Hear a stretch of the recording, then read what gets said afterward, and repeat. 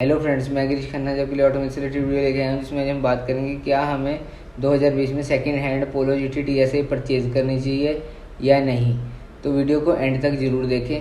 तो अगर हम ये वीडियो की बात करें, इसमें हम आपको ये बताएंगे कि हमारे पास दो प्लेटफॉर्म होते हैं यूज़ कार बाय करने के लिए। नंबर एक होता है OLX, नंबर दो होता है डीलर से बात करके, जो कि आपके नियर बाय का वोल्क्सवैगन का शोरूम है, क्योंकि उनके पास भी दास वैल्ट ऑटो के थ्रू होती हैं यूज्ड कार्स।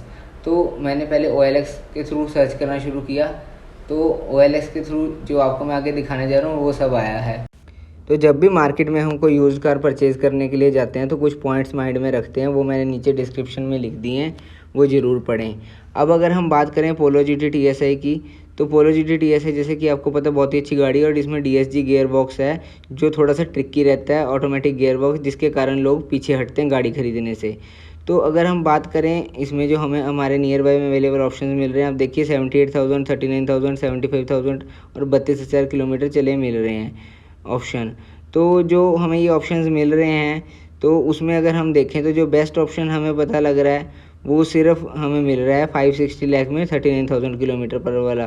पर ये भी किसी ब्रोकर के थ्रू है। अगर हम बाय करने के टाइम में ब्रोकर के थ्रू लेने से कतराते हैं, तो ऑटोमेटिक कार अगर हम बाय करने जाएँ तो मोस्टली ब्रोकर्स के थ्रू ही मिलेगी, क्योंकि वैसे सेलर के लिए शेयर करना मुश्किल होता है। हाँ, अगर आपको डायरेक्ट डील मिल जाती है तो आपके लिए गोल्डन अपॉर्चुनिटी है, आप मिस ना करें। और अगर कोई जानकारी में मिल जाए तो बहुत ही अच्छा। और जब भी गाड़ी इंस्पेक्ट करने जाएँ, किसी मैकेनिक को लेके जाएँ। जैसे कि अब मैं ये आपको गाड़ी दिखा रहा हूँ, तो मुझे ये गाड़ी अच्छी लग रही है, हालांकि ब्रोकर के थ्रू है, पर आप ये देखिए 560 की ये दे रहा है और दिसंबर में एक लिखी दिख रही है आपको, 39,000 किलोमीटर चली। अगर आपको देखें तो इसकी बॉडी पे भी बिल्कुल कोई लग नहीं रहा हमें डिफेक्ट, सारी तरफ से देखो क्लीन लग रही है गाड़ी, कोई एक्सीडेंटल नहीं लग रही। अगर आप वोल्क्सवैगन का पूरा सर्विस रिकॉर्ड मांगेंगे और ये दे दें और कहीं से भी एक्सीडेंटल ना हो गाड़ी, तो ये स्टील डील है, आपको ख़रीद लेनी चाहिए। हाँ, ये ज़रूर है 560 की डिमांड है, तो 5 लाख से ज़्यादा की ना खरीदें। मोस्ट प्रोबेबली 4.75 से 5 लाख के बीच में बेस्ट रहेगी। 6 साल पुरानी भी तो है, 6 तो नहीं, हम 5 साल कह सकते हैं। 14 अगर दिसंबर मॉडल है तो 5 साल कह सकते हैं।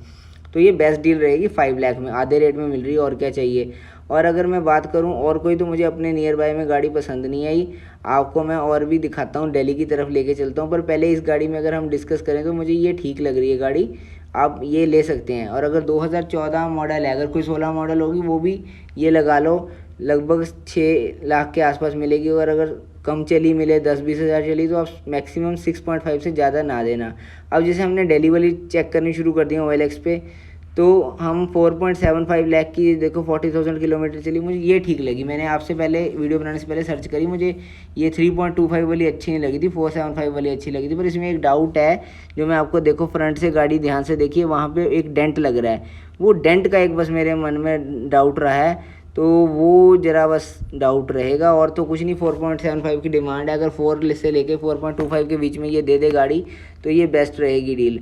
पोलो GT TSI खरीदते वक्त आप ज़रूर एक अपने साथ मैकेनिक को लेके जाएं चेक करते वक्त। और एक जो सबसे मेन बात है, वो आप जब भी टेस्ट ड्राइव लें तो एक्सेलरेट करके, यूज्ड पोलो GT TSI की, यूज्ड ऑटोमेटिक पोलो GT TSI की जब भी टेस्ट ड्राइव लें, अच्छे से एक्सेलरेट करके एक बार तेज़ ब्रेक मार के देखें। अगर आपको लगता है कि ये जर्क दे रही है 4th से 3rd गियर जाने में या 3rd से 2nd, तो फिर आप कोई और गाड़ी लें। 3rd से 2nd में यूजली जर्क माइल्ड सा देती है, पर सॉफ्टवेयर अपडेट्स के बाद बहुत ही माइल्ड रह गया वो जर्क। पर कुछ कार में अभी भी तेज़ जर्क आता है, तो वो ना परचेज़ करें, कल को DSG फेलियर भी हो सकता है। तो इस बात का प्लीज़ ध्यान रखें। D3 to D2 में मेरी गाड़ी में भी जर्क होता है, बहुत माइन्यूट सा होता है, पर वो ध्यान रखें। और आइडल करके ज़रूर गाड़ी को एक बार चेक करें।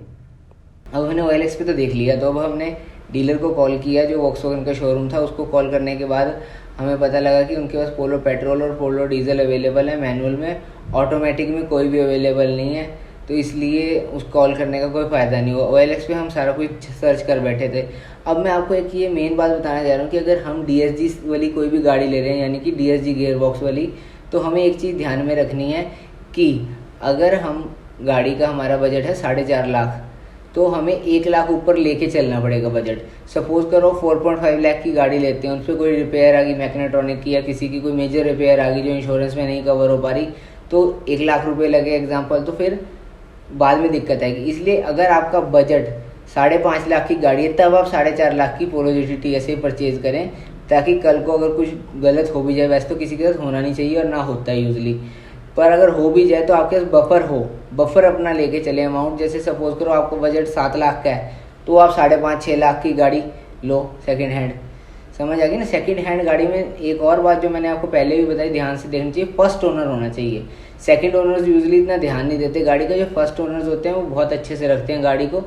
बिल्ड क्वालिटी में तो अच्छी है ही है, बस यूज कार में इसमें एक ही इशू आता है जहाँ डीएसजी गियरबॉक्स में। नहीं तो बिल्ड क्वालिटी तो इतनी अच्छी है, चाहे इसको 5 लाख से ला दो गाड़ी को कुछ नहीं होगा, सिर्फ इशू आता है डीएसजी का। इस करके second hand Polo GT TSA लेने में लोग डरते हैं। सेकंड हैंड क्या, लोग तो नहीं भी लेने को डरते थे, इसीलिए वॉक्सवैगन ने टॉर्क कन्वर्टर ले आया पोलो जीटी टीएसए में। ऊपर देखो वीडियो आई बटन में मेरे पास टॉर्क कन्वर्टर की है। तो आशा करता हूँ मेरी आपको वीडियो अच्छी लगेगी। अच्छी लगी तो इस वीडियो को लाइक ज़रूर करना, चैनल को सब्सक्राइब किए बिना मत जाना, और कमेंट्स में ज़रूर बताना कि वीडियो कैसी लगी। फिर मिलेंगे, आज के लिए इतना ही, धन्यवाद।